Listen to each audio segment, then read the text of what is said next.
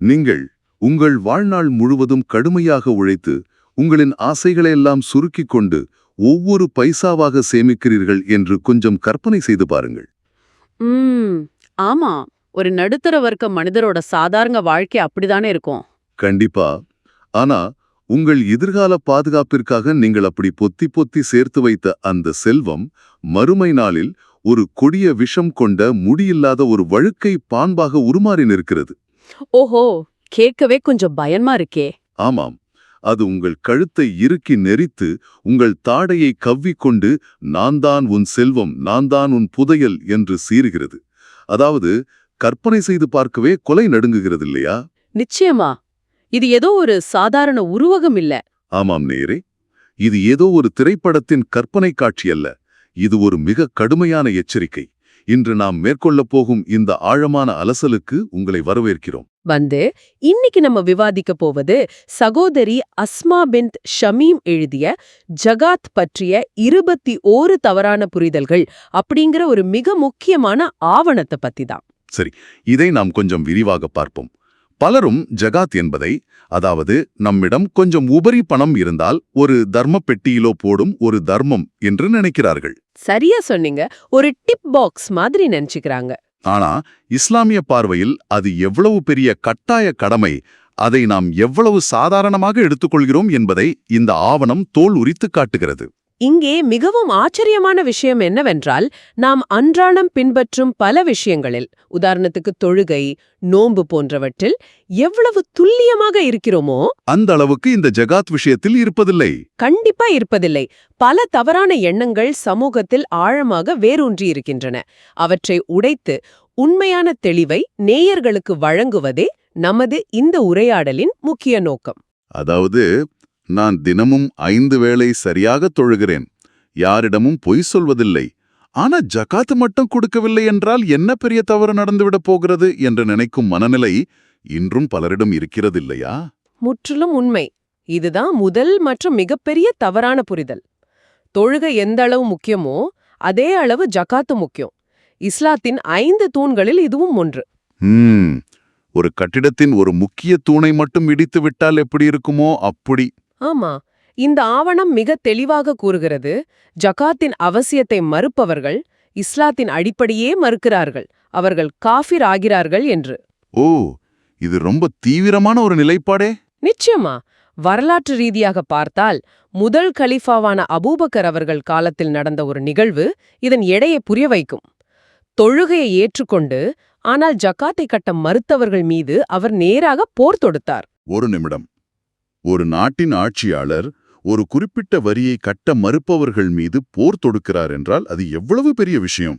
ஆமாம், அவர்கள் எதிரி நாட்டை சேர்ந்தவர்கள் அல்ல, அவரது சொந்த நாட்டு மக்களே. அப்படியென்றால் இது வெறும் நிதி சார்ந்த வரி ஏய்ப்பு அல்ல, அடிப்படை மார்க்கத்திற்கு செய்யும் துரோகம் என்ற கோணத்தில் அவர் பார்த்திருக்கிறார். சரியா? சரியாக புரிந்து கொண்டீர்கள். அல்லாவின் மீது ஆணையாக, தொழுகைக்கும் ஜக்காத்திற்கும் இடையில் பாரபட்சம் காட்டுபவர்களுக்கு எதிராக நான் கண்டிப்பாக போர் தொடுப்பேன் என்றவர் திட்டவட்டமாக கூறினார். ஓஹோ. ஒரு சமூகம் பொருளாதார ரீதியாக சமநிலையில் இருக்க வேண்டும் என்பதற்காக வகுக்கப்பட்ட சட்டத்தை மீறுவது மிகப்பெரிய குற்றம். அதனாலதான் அப்படி ஒரு நடவடிக்கை. இப்போது அந்த தொடக்கத்தில் நாம் பார்த்த பாம்பு உதாரணத்திற்கு வருவோம். பலருக்கும் ஒரு பயம் இருக்கிறது. நான் கஷ்டப்பட்டு சம்பாதித்த பணத்தில் 2.5% அப்படியே தூக்கி கொடுத்துவிட்டால் என் பேங்க் பேலன்ஸ் குறைந்து விடுமே என்று. அந்த பொருளாசை மனித இயல்புதான். ஆனால் இங்கேதான் நபிகள் நாயகம் அவர்கள் கூறிய கடுமையான எச்சரிக்கையை அபூ ஹுரைரா அவர்கள் சுட்டிக்காட்டுகிறார்கள். புகாரி 3.180ல் பதிவாங்கியுள்ள அந்த எச்சரிக்கை தான் நான் முதலில் குறிப்பிட்ட அந்த வழுக்கை பாம்பு இல்லையா? ஆமாம். செல்வத்தை யாருக்கும் கொடுக்காமல் பாதுகாத்து சேர்த்து வைப்பது தனக்கு நல்லது என்று நினைப்பவர்களுக்கு இது மிகவும் மோசமான விளைவையே தரும். இதை குரானின் 3.180வது வசனமும் உறுதிப்படுத்துகிறது. அதாவது நாம் எதை உயிருக்கு மேலாக பாதுகாத்து வைக்கிறோமோ அதுவே நமக்கு யமனாக மாறும் என்ற பெரிய தத்துவம். கண்டிப்பா. ஜகாத் கொடுக்கப்படாத செல்வம் மறுமை நாளில் கொடிய பாம்பாக மாறி கழுத்தை நெரிக்கும் என்பது சாதாரண எச்சரிக்கை இல்லை. அந்த உருவகம் உண்மையிலே நெஞ்சை பதபதிக்க செய்கிறது.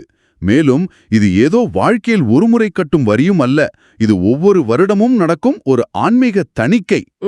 ஆமா. இப்போது எனக்கு ஒரு சந்தேகம் வருகிறது. ஒருவேளை இதை அறியாமலோ அல்லது அலட்சியமாகவோ ஒருவர் கடந்த 5 வருடங்களாக ஜகாத் கொடுக்கவில்லை என்று வைத்துக் கொள்வோம். சரி. இப்போது அவருக்கு இந்த ஆவணத்தின் மூலம் விழிப்புணர்வு வந்துவிட்டது. அவர் என்ன செய்ய வேண்டும்? இனிமேல் ஒழுங்காக கொடுத்து விடுவோம், பழசை மறந்து விடலாம் என்று அதை விட்டுவிட முடியுமா? கண்டிப்பாக முடியாது. முந்தைய வருடங்களில் கொடுக்காமல் விட்டிருந்தால் முதலில் அதற்காக மனமுருகி பாவ மன்னிப்பு கேட்க வேண்டும். ஓ, பாவ மன்னிப்பு மட்டும் போதுமா? பத்தாது. அதன் பிறகு கடந்த ஆண்டுகளில் தன் வசமிருந்த செல்வத்தை கணக்கிட்டு ஒவ்வொரு வருடமும் எவ்வளவு ஜகாத் நிலுவையில் உள்ளது என்பதை மதிப்பிட்டு அதை உடனடியாக கொடுக்க வேண்டும். அப்படியா? இது ஒருபோதும் தள்ளுபடி செய்யப்பட மாட்டாதென்கிறீர்கள்? நிச்சயமா மாட்டாது. அதாவது இது நம்முடைய கிரெடிட் கார்டு நிலுவைத் தொகை போன்றது. நாம் பயன்படுத்திய தொகைக்கான பில்லை கட்டாமல் தப்பவே முடியாது. ஆன்மீக பேரேட்டில் அது எப்போதுமே கடனாகவே நிற்கும். மிக துல்லியமான உதாரணம். கட்டாயம் கட்டியே ஆக வேண்டும். இதில் இன்னொரு முக்கியமான விஷயமும் இருக்கிறது. நிசாப் என்ற வரம்பு. நிசாப் என்றால் ஜகாத் கடமையாவதற்கான குறைந்தபட்ச செல்வத்தின் அளவு, சரியா? ஆமாம். பலரும் நினைப்பது என்னவென்றால் இது வருமான வரி கணக்கீடு போல என்று. அதாவது ஒரு குறிப்பிட்ட வரம்பு வரை வரி இல்லை, அதை தாண்டிய தொகையை ஸ்லாப் சிஸ்டம் மூலம் பிரித்து கட்டுவோம் அல்லவா? எனக்கும் அதே குழப்பம் இருக்கிறது. என்னிடம் நிசாப் அளவை தாண்டி பணம் இருந்தால் அந்த உபரி தொகைக்கு மட்டும் 2.5% கணக்கிட்டால் போதாதா? போதாது. இது வருமான வரி அல்ல. உங்கள் செல்வம் நிசாப் என்ற வரம்பை தாண்டிவிட்டால் அந்த கூடுதல் தொகைக்கு மட்டுமல்லாமல் உங்களிடம் இருக்கும் மொத்த செல்வத்திற்கும் நீங்கள் ஜகாத் கொடுக்க வேண்டும். ஓ, மொத்த தொகைக்குமா? ஆமாம். இதில் எந்த சமரசமும் கிடையாது. மொத்த தொகையும் தான் உங்கள் கணக்கில் கொள்ளப்படும். புரிகிறது. அதோடு ரமலான் மாதத்தில் நாம் கொடுக்கும் ஜகாத் அல்-ஃபித்ர் என்பதும் இந்த கட்டாய ஜகாத்தும் வெவ்வேறானவை என்பதையும் நாம் நேயருக்கு தெளிவுபடுத்த வேண்டும். ரொம்ப முக்கியமான பாயிண்ட் இது. பலரும் ரமலானில் பெருநாளுக்கு முன்னாடி நாங்க ஏழைகளுக்கு பணம் கொடுத்துட்டோமே, அதுவே ஜகாத் தானே என்று நினைத்துக் கொள்கிறார்கள். அது மிகப்பெரிய தவறான புரிதல். ஜகாத் அல்-ஃபித்ர் என்பது நோன்பு பெருநாளை முன்னிட்டு ஒவ்வொரு நபருக்கும் கொடுக்கப்படும் தர்மம். அதாவது தலைக்கட்டுக்கு கொடுப்பது. ஆமா. ஆனால் கட்டாய ஜகாத் என்பது ஒருவரின் செல்வத்தின் மீது கணக்கிடப்பட்டு அது நிசாபை அடைந்து ஒரு வருடம் பூர்த்தியானதும் கொடுக்கப்படுவது. இரண்டும் வெவ்வேறு கடமைகள். ஒன்றை கொடுத்தால் மற்றொன்று நீங்கிவிடாது. கண்டிப்பா நீங்காது. இவ்வளவு கடுமையான தண்டனைகள் விதிகள் இருப்பதை பார்க்கும்போது மனிதர்கள் எப்படியாவது இதிலிருந்து தப்பிக்க சில லூப் ஹோல்களை தேட முற்படுவது ஆச்சரியமில்லை. ஆமாம். இதுவே நம்மை அடுத்த கட்டத்திற்கு அழைத்துச் செல்கிறது. இன்றைய நவீன உலகிலும் பொருளாதார சிக்கல்களிலும் ஜக்காத்தை எப்படி கையாள்வது? சரி, சொல்லுங்க. உதாரணத்திற்கு, எனக்கு ஒரு பெரிய வீட்டுக்கடன் இருக்கிறது. நான் இஎம்ஐ கட்டிக் கொண்டிருக்கிறேன். இந்த நிலையில் என்னிடம் வங்கியில் கொஞ்சம் சேமிப்பு இருக்கிறது. அது நிசாப் அளவை தாண்டிவிட்டது. இப்போது எனக்கு கடன்தான் அதிகமிருக்கிறது. அதனால் இந்த சேமிப்புக்கு ஜகாத் கொடுக்க தேவையில்லை என்று சொல்ல முடியுமா? ஷேக் இப்னு பாஸ் அவர்களின் விளக்கப்படி ஒருவருக்கு கடன் இருந்தாலும் அவரிடம் ஓராண்டு காலம் ஜகாத் கொடுக்க தகுதியான செல்வம் தங்கியிருந்தால் அவர் அதற்கான ஜகாத்தை கொடுத்தே ஆக வேண்டும்.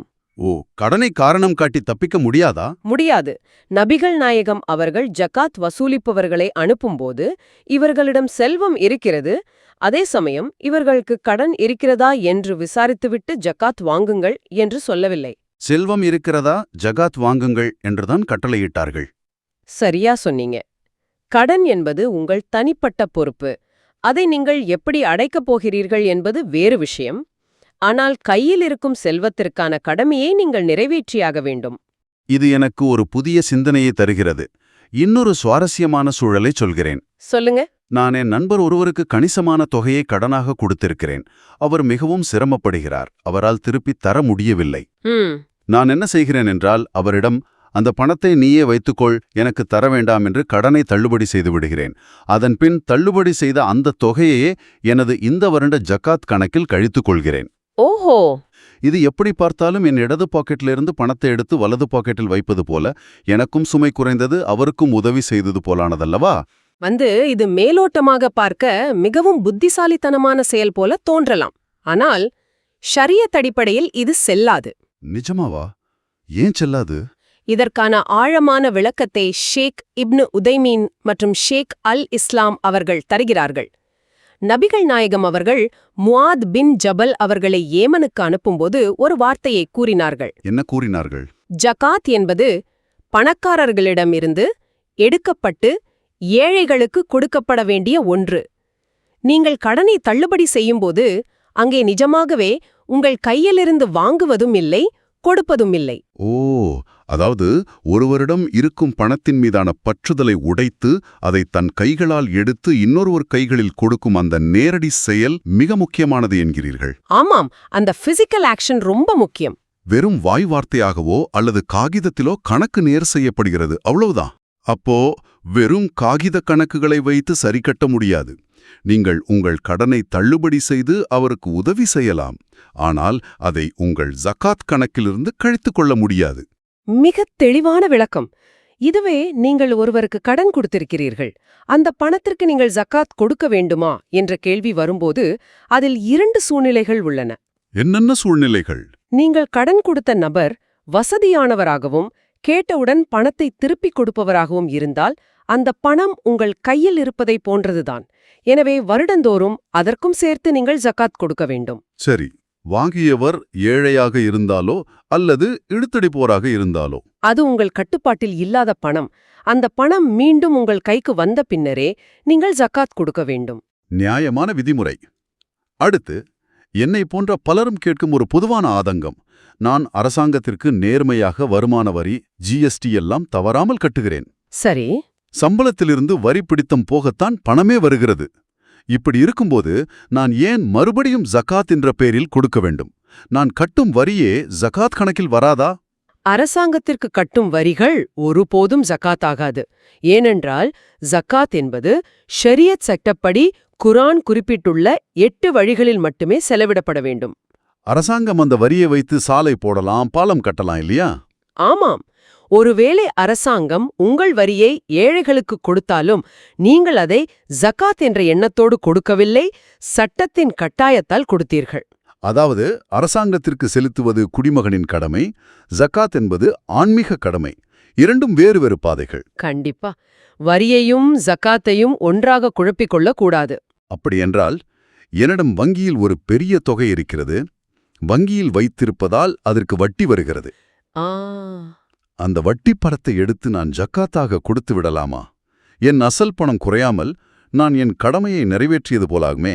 இதை ஒரு பெரிய கண்ணோட்டத்தில் பார்த்தால் இஸ்லாத்தில் வங்கி வட்டி என்பது எவ்வளவு கொடிய பாவம் என்பது புரியும். நபிகள் நாயகம் அவர்கள் வட்டி வாங்குபவரையும் கொடுப்பவரையும் கடுமையாக சபித்துள்ளார்கள். ஆமா, அது தடை செய்யப்பட்ட ஒன்று. ஜகாத் என்பது தூய்மையானது. அது உங்கள் செல்வத்தை தூய்மைப்படுத்துவது. தூய்மையற்ற விலக்கப்பட்ட வட்டி பணத்தை எடுத்து அதை ஜகாத்தாகவோ தர்மமாகவோ கொடுப்பது ஏற்றுக்கொள்ளப்பட மாட்டாது. ஓ, அப்போ வட்டி பணத்தை ஜக்காத்தா கொடுக்க முடியாதா? கெட்டுப்போன புழு வைத்த உணவை ஒரு ஏழைக்கு தானமாக கொடுப்பது போலத்தான் இதுவும். தூய்மையானதையே கொடுக்க வேண்டும். கெட்டுப்போன உணவை தானமாக கொடுப்பது என்ற உங்கள் உதாரணம் நெத்தியடி. பணமாக இருக்கும்போது இந்த விதிகள் தெளிவாக உள்ளன. ஆனால் மனித மூளை எப்படியாவது இதை தவிர்க்க தந்திரமாக சில வேலைகளை செய்யும் அல்லவா? அதை பற்றி பார்ப்போம். என்னிடம் பல லட்சம் ரூபாய் பணம் இருக்கிறது. சரி, ஒவ்வொரு வருடமும் இதற்கு ஜகாத் கொடுக்க வேண்டுமே என்று யோசித்து நான் அந்த பணத்தை வைத்து வைரங்கள் அல்லது விலையுயர்ந்த கற்களை வாங்கி என் லாக்கரில் வைத்துக் கொள்கிறேன். ஓஹோ, புத்திசாலித்தனமான யோசனை. ஏனென்றால் வைரங்களுக்கு ஜகாத் கிடையாது என்று நான் கேள்விப்பட்டிருக்கிறேன். இந்த தந்திரம் வேலை செய்யுமா? ஆமாம். வைரண்டல் முத்துக்கள் மற்றும் விலையுயர்ந்த கற்களுக்கு அவை வியாபாரத்திற்காக வைக்கப்பட்டிருந்தால் ஒழிய தனிப்பட்ட பயன்பாட்டிற்கு ஜகாத் கிடையாது என்பது ஷரியத் விதிமுறைதான். அப்போ நான் தப்பித்து விட்டேன். இல்லை, அங்கேதான் ஒரு ட்விஸ்ட் இருக்கு. இங்கே உங்கள் நோக்கத்தை பார்க்க வேண்டும். ஜகாத் கொடுப்பதை தவிர்ப்பதற்காகவே வேண்டுமென்றே ஒருவர் தன் பணத்தை வைரங்களாக மாற்றினால் அது என்ன கணக்கில் சேரும்? அவர் ஏமாற்ற நினைக்கிறார் என்று சேருமா? ஆமா. சூரா அல் பக்கரா 9வது வசனம் சொல்வது போல அவர்கள் அல்லாவையும் ஈமான் கொண்டோர்களையும் ஏமாற்ற நினைக்கிறார்கள், ஆனால் அவர்கள் தங்களை தாங்களே ஏமாற்றிக் கொள்கிறார்கள். அதாவது மனங்களில் ஒளிந்திருக்கும் உண்மையான நோக்கத்தை இறைவன் அறிவான். கண்டிப்பா. அதனால் அந்த வைரங்களுக்கும் அவர் ஜகாத் கொடுத்தே ஆக வேண்டும். வருமான வரி அதிகாரிக்கு தெரியாமல் ஆவணங்களை மறைப்பதைப் போல இங்கே ஏமாற்று வேலை செய்ய முடியாதுங்கிறீர்கள். நிச்சயமா முடியாது. இப்போது ஒரு மிக முக்கியமான உணர்வுபூர்வமான விஷயத்திற்கு வருவோம். வீட்டில் உள்ள மனைவியின் தங்க நகைகளுக்கு யார் ஜகாத் கொடுப்பது? பாவம், கணவன்தான் தன பாக்கெட்ல இருந்து கொடுக்க வேண்டுமா? இல்லை, மனைவியின் நகைகளுக்கு கணவன் ஜகாத் கொடுக்க வேண்டிய கட்டாயம் இல்லை. அந்த நகைக்கு முழு சொத்துக்காரர் மனைவிதான். அப்போ அது மனைவியின் பொறுப்பு. ஆமா. ஒருவேளை கணவன் தன் மனைவியின் மீதான அன்பின் காரணமாக தன் சொந்த பணத்திலிருந்து அதை கொடுத்தால் அது ஒரு நல்ல விஷயம். ஆனால் மார்க்க அடிப்படையில் அது அவர் மீது கடமை அல்ல. பொறுங்கள், இங்கே ஒரு பெரிய சிக்கல் வருகிறது. ஒரு சாதாரண குடும்பத் தலைவி அவரிடம் 85 கிராம் தங்கம் இருக்கிறது என்று வைத்துக் கொள்வோம். சரி. அது திருமணத்தின் போது பெற்றோரும் உறவினர்களும் ஆசையாக போட்ட நகைகள். ஆனால் அவரிடம் ரொக்கப்பணம் எதுவுமே இல்லை. அவர் ஒரு இல்லத்தரசி. எந்த வருமானமும் இல்லை. அவர் எப்படி தன் நகைகளுக்கான ஜக்காத்தை கொடுக்க முடியும்? ஜக்காத் என்பது வசதியானவர்கள் மீதான ஒரு கடமை அல்லவா? வருமானமே இல்லாத ஒரு பெண்ணை அவரது திருமண நகைகளை விற்கச் சொல்வது கொஞ்சம் கடினமானதாக தெரியவில்லையே? இது பலருக்கும் எழும் மிகவும் உணர்வுபூர்வமான மற்றும் நியாயமான கேள்வி. ஆனால் இதை புரிந்து கொள்ள வேண்டும். செல்வம் என்பது ரொக்கப்பணமாகத்தான் இருக்க வேண்டும் என்ற அவசியம் இல்லை. தங்கமும் ஒரு செல்வம்தான். சரி, அப்போ அவர் என்ன செய்வது? இதற்கு ஷேக் இப்னு உதைமீன் அவர்கள் மிக தெளிவான ஒரு வழிகாட்டலை வழங்குகிறார்கள். அந்த பெண்ணிடம் வேறு ஏதேனும் சேமிப்போ பணமோ இருந்தால் அதிலிருந்து கொடுக்கலாம். அல்லது அவரது கணவரோ குழந்தைகளோ அவருக்கு பதிலாக முன்வந்து கொடுக்கலாம். ஒருவேளை இவை எதுவுமே சாத்தியமில்லையே, வேறு வழியே இல்லை என்றால்? வேறு வழியே இல்லை என்றால் அந்த நகைகளில் ஒரு சிறு பகுதியை விற்றாவது அதிலிருந்து கிடைக்கும் பணத்தை கொண்டு அந்த ஜக்காத்தை நிறைவேற்ற வேண்டும். நிஜமாவா? நகையை விற்றாவது கொடுக்கணுமா? ஆமாம்.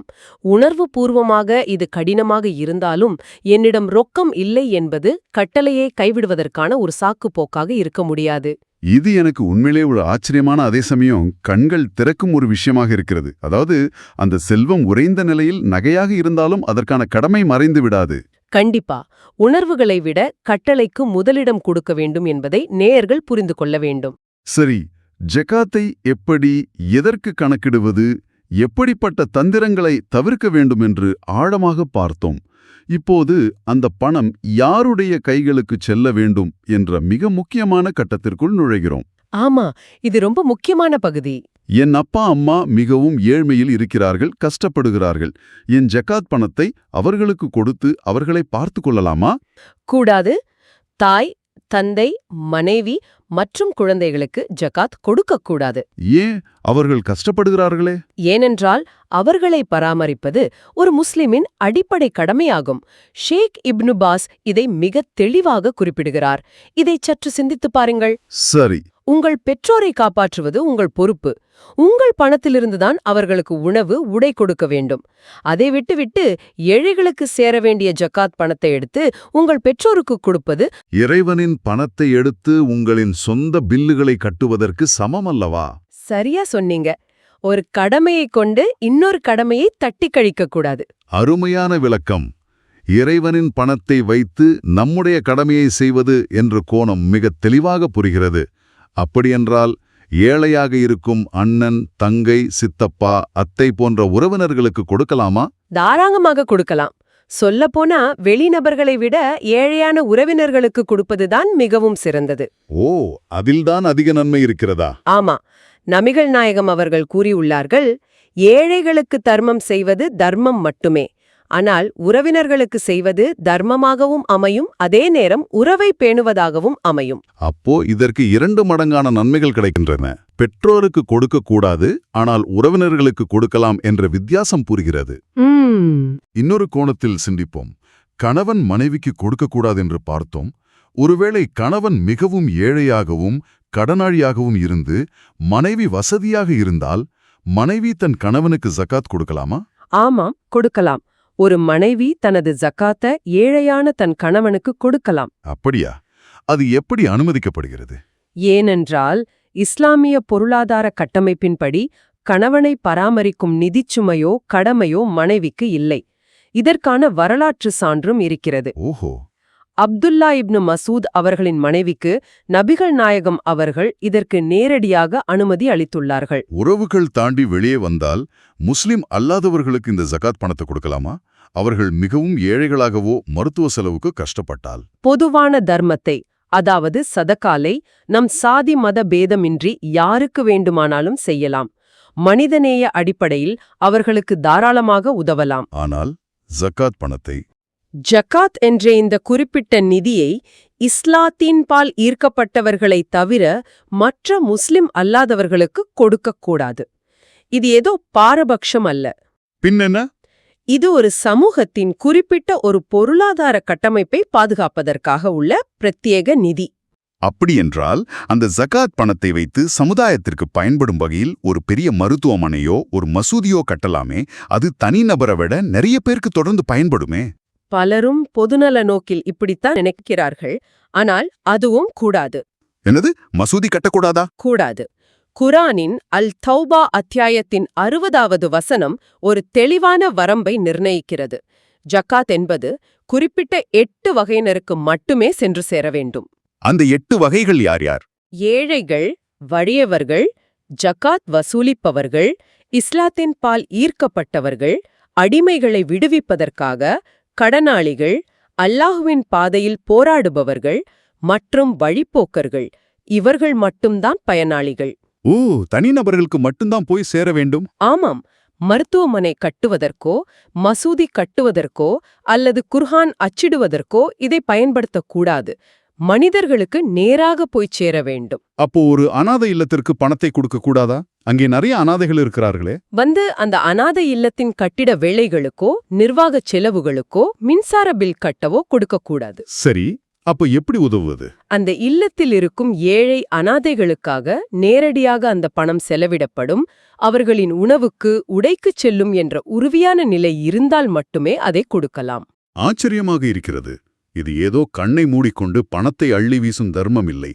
யாருக்கு செல்ல வேண்டும், எப்படி செல்ல வேண்டும் என்ற ஒரு மிக தெளிவான, துல்லியமாக வடிவமைக்கப்பட்ட ஒரு சிஸ்டம் என்பதை நேயர்கள் இப்போது முழுமையாக உணர்ந்திருப்பார்கள். உண்மைதான். இது செல்வத்தை ஒரு சிலரின் கைகளிலேயே முடங்கிவிடாமல் சமூகத்தின் அடித்தட்டு மக்களின் கைகளுக்கு கொண்டு சேர்க்கும் ஒரு அற்புதமான திட்டம். இந்த ஆழமான விவாதத்தின் முடிவுக்கு வந்துவிட்டோம். நேயரே, நீங்கள் இதுவரை கேட்ட விஷயங்களை வைத்து பார்க்கும்போது ஜகாத் என்பது எவ்வளவு கடுமையான, அதே சமயம் நுணுக்கமான ஒரு அமைப்பு என்பதை புரிந்து கொண்டிருப்பீர்கள். ஆமாம், இது வெறும் பணம் சம்பந்தப்பட்ட விஷயம் மட்டுமல்ல. விடைபெறுவதற்கு முன் நாம் இதுவரை விவாதித்த இந்த தகவல்களில் இருந்து ஒரு புதிய சிந்திக்க வைக்கும் கோணத்தை நாம் முன்வைக்கலாம் என்று நினைக்கிறேன். கண்டிப்பா. நாம் இந்த உரையாடலின் தொடக்கத்தில் விவாதித்த ஒரு விதியையும் முடிவில் ஆவணம் கூறும் ஒரு விதியையும் இணைத்து பாருங்கள். சொல்லுங்க. நாம் முன்னரே விவாதித்தோம். நீங்கள் ஒருவருக்கு கொடுத்த கடனை தள்ளுபடி செய்துவிட்டு அதை ஜக்காத்தாக கணக்கிட முடியாது என்று. ஏன்? நீங்கள் உங்கள் செல்வத்தை உங்கள் கைகளால் எடுத்து ஒருவருக்கு நேரடியாக கொடுக்க வேண்டும். ஆமாம், இது உங்கள் பணத்தின் மீதான உங்கள் பேராசையை, பிடிப்பை உடைக்கிறது என்று பேசணும். சரியா சொன்னீங்க. அதே சமயம் இந்த ஆவணத்தின் 21வது விதியை பாருங்கள். ஜக்காத் வாங்குகிறவரிடம் இது ஜக்காத் பணம் என்று நீங்கள் சொல்ல வேண்டிய அவசியமில்லை. ஓஹோ, இது ஒரு மிகச்சிறந்த சிந்தனை. இந்த 2 விதிகளையும் இணைத்து பார்க்கும்போது ஒரு பிரம்மாண்டமான உளவியல் உண்மை புரிகிறது. நீங்களே சொல்லுங்க. அதாவது, கொடுப்பவர் தன் கைகளால் பணத்தை எடுத்து நேரடியாக கொடுப்பதன் மூலம் தன் செல்வத்தின் மீதான அகங்காரத்தை விட்டுக் கொடுக்கிறார், தன்னடக்கத்தை கற்றுக்கொள்கிறார். அதே நேரம் அதை பெறுகிறவர் நான் ஒரு தர்மத்தை யாசிக்கிறவனா என்ற மன உளைச்சலுக்கு ஆளாகாமல், இது யாரோ எனக்கு அளித்த அன்பளிப்பு என்று நினைத்து அவருடைய சுயமரியாதை காப்பாற்றப்படுகிறது. சரியாக பிடித்தீர்கள். இது வெறும் ஒரு நிதிச் சட்டம் அல்ல. படப்புழக்கத்தை சீராக்குவது மட்டுமல்ல இதன் நோக்கம். மனித உணர்வுகளையும் ஏழைகளின் மாண்பையும் சுயமரியாதையையும் பாதுகாக்கும் ஒரு மிகச்சிறந்த உளவியல் அமைப்பல்லவா இது? நிச்சயமா. பணக்காரனின் கர்வத்தை உடைத்து ஏழையின் கௌரவத்தை காக்க வகுக்கப்பட்ட சட்டம் இது. இதைப் பற்றி நீங்கள் கட்டாயம் சிந்தித்துப் பார்க்க வேண்டும். மிகச் சிறப்பான முத்தாய்ப்பு. தொடக்கத்தில் நான் சொன்னது போல இது ஏதோ ஒரு டிப் பாக்ஸ் அல்ல. இது ஒரு சமூகத்தின் இதயத் துடிப்பை சீராக்கும் ஒரு மாபெரும் பொருளாதார மற்றும் உளவியல் கட்டமைப்பு. ஆமாம். அன்பான நேயரே, இந்த விரிவான ஆழமான அலசலில் எங்களோடு இணைந்து இத்தனை நுணுக்கமான விஷயங்களை தெரிந்து கொண்டதற்கு மிக்க நன்றி. இன்றைக்கு நாம் பேசிய விஷயங்கள் உங்கள் சிந்தனையை தூண்டியிருக்கும் என்று நம்புகிறோம். உங்களுடைய தேடல்களும் கற்றலும் தொடரட்டும். மீண்டும் சந்திப்போம்.